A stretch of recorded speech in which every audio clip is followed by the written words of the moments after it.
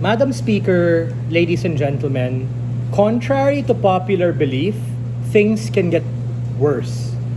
Government's case only works in a vacuum and is blind to the reality of what's really happening in that society, and is even more blind to the reality of the unexplored counterfactual, which is that it's not just life will get better in general, which is something that may be uncertain on their side, but it's an absolute cure, an absolute antidote, and a capacity to be able to be remembered in the future. Not just for society, but also being able to spare them and to save your child from the damnation that is likely to happen. It might not happen tomorrow, it might not happen next week, but it's only going to be a matter of time until things happen and they come to terms with the world that the mother has consented to let them to do, and we think that is a disgrace.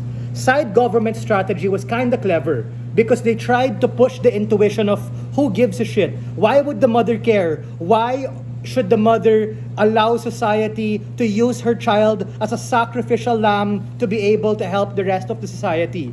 However, side government puts words in our mouth and say that, it's because of arbitrary things like morality, arbitrary things like being able to be forced to be a martyr. But the thing that they never really engaged in is understanding where we came from, wherein we told you, coming from the top of my speech, that all of these societal long-term benefits actually have an effect on the mother, have an effect on the society, and have an effect on the child.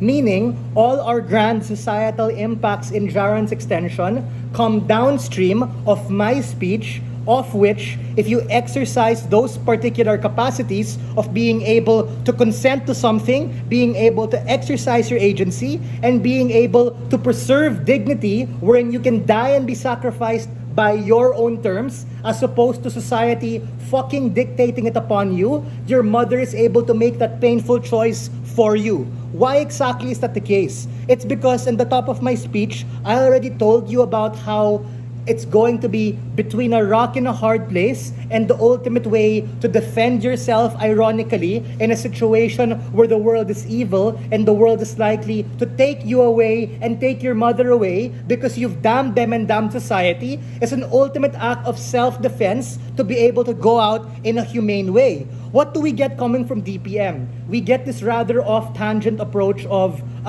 you can be a hermit, you can isolate. But we question the reality of that and we tell you it is selfish. The one who benefits there is the mother, yes. But I told you in the top of my speech, 75% of that is looking at the child. And like what we told you time and time again, there are many valid instances where a mother chooses to abort their child, especially in which they're giving birth to them in an unclean, in a dangerous, in a war-torn environment wherein they might not die a few hours later, but might die next week, and the capacity to cripple them for the rest of their life is likely to happen, and we need to be able to err on the side of caution because things can get worse.